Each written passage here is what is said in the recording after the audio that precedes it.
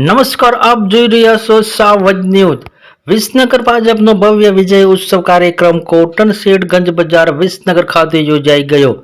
વિસનગરની જનતાએ ભારતીય જનતા પાર્ટી ઉપર જે અવિરત વિશ્વાસ મૂક્યો છે તેના પરિણામ સ્વરૂપે ભવ્ય વિજય પ્રાપ્ત કર્યો છે। તે અંતર્ગત ભવ્ય વિજય ઉત્સવ કાર્યક્રમ યોજાયો।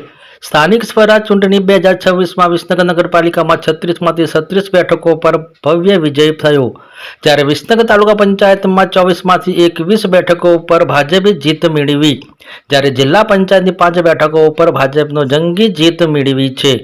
રાજ્યસભા સાંસદ મયંકભાઈ નાયક, કેબિનેટ મંત્રી ઋષિકેશભાઈ પટેલ, મહેસાણા જિલ્લા ભાજપ પ્રમુખ ગિરીશભાઈ રાજગોર, મહેસાણા ધારાસભ્ય મુકેશભાઈ પટેલ, વિજાપુર ધારાસભ્ય સીજે ચાવડા, પ્રદેશ સહ પ્રવક્તા જયરાજસિંહ પરમાર, એસકે યુનિવર્સિટી વિસનગર પ્રકાશભાઈ પટેલ સહિત ભાજપના હોદ્દેદારોની ઉપસ્થિતિમાં કાર્યક્રમ યોજાઈ ગયો। વિસનગર જનજનનો વિજય કાર્યક્રમમાં કેબિનેટ મંત્રી અને વિસનગર ધારાસભ્ય ઋષિકેશભાઈ પટેલની વિશેષ ઉપસ્થિતિમાં કેસરિયા માહોલ વચ્ચે ભવ્ય વિજય ઉત્સવ કાર્યક્રમ યોજાયો।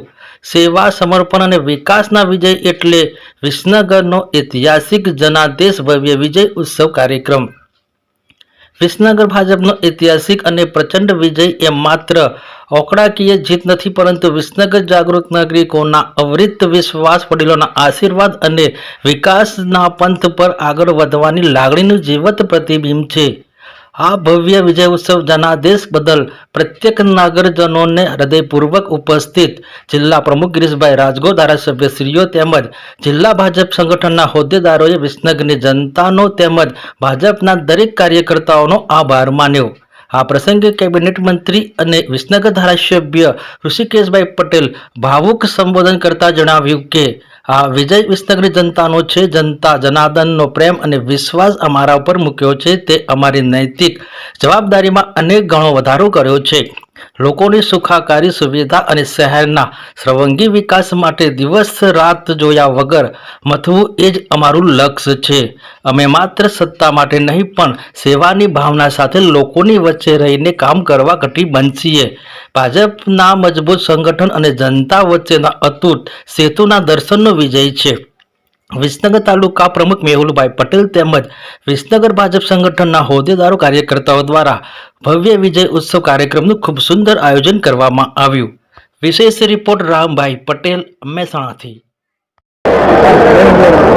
સમગ્ર મહેસાણા જિલ્લાની અંદર ભારતીય જનતા પાર્ટી ઉપરનો વિશ્વાસ વર્ષોના શાસન પછી પણ લોકોનો ટકેલો રહ્યો છે।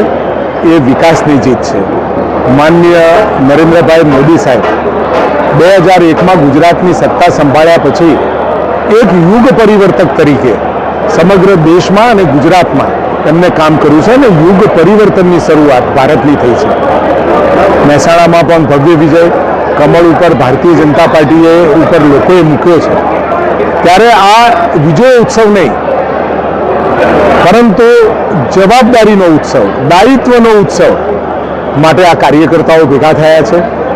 હજારો કાર્યકર્તાઓએ મહેસાણા જિલ્લામાં અને વિસનગરમાં પણ સખત ગરમીની વચ્ચે પણ પોતાની જવાબદારીઓ નિભાવી અને ભારતીય જનતા પાર્ટીનું કમર અને વિકાસની વાત લોકો સુધી પહોંચાડી છે।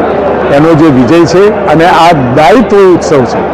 આ વિજય ઉત્સવ નહીં, વિજય તો ખરો, પરંતુ આવતા 5 વર્ષના ભારતીય જનતા પાર્ટીના વિઝનને વિસનગરની જનતા સુધી લઈ જવાનો આ જવાબદારીનો ઉત્સવ છે। ખાસ તમે ટકોર તરીકે સોશિયલ મીડિયામાં એ તો વિસનગર આપે સૌએ જોયેલું છે અને સતત સફાઈનું કામ હોય, રોડ રસ્તાનું કામ છે, વરસાદી પાણીના નિકાલનું કામ છે, ગટરનું કામ છે, આ સતત ચાલી રહ્યું છે। આગામી સમયમાં કેવી કામગીરી રહેશે?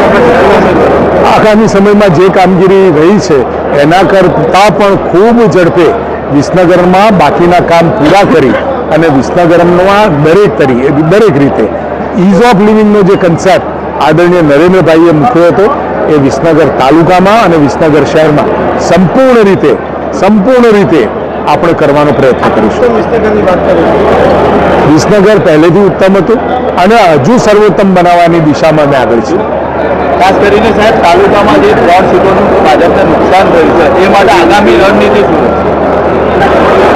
જે વિસ્તારની અંદર ભારતીય જનતા પાર્ટીનો ઉમેદવાર નથી જીત્યો, ત્યાં પણ એ ભારતીય જનતા પાર્ટીના ઉમેદવારને એ ઉમેદવાર પણ કામ કરશે, હારેલો ઉમેદવાર, અને એના વિકાસ માટે પણ અમારી કામ કરવાની ચોક્કસ ઈચ્છા. મેં તમે કહ્યું હશે, ભાષણમાં તો સાંભળ્યું હશે, કોઈ વિસ્તારમાં કોઈએ મત આપ્યા ન આપ્યા, ઓછા નીકળ્યા વધારે નીકળ્યા, એમાં ક્યાંય અમારો કોઈ પણ હારેલો ઉમેદવાર પણ નહીં પડે.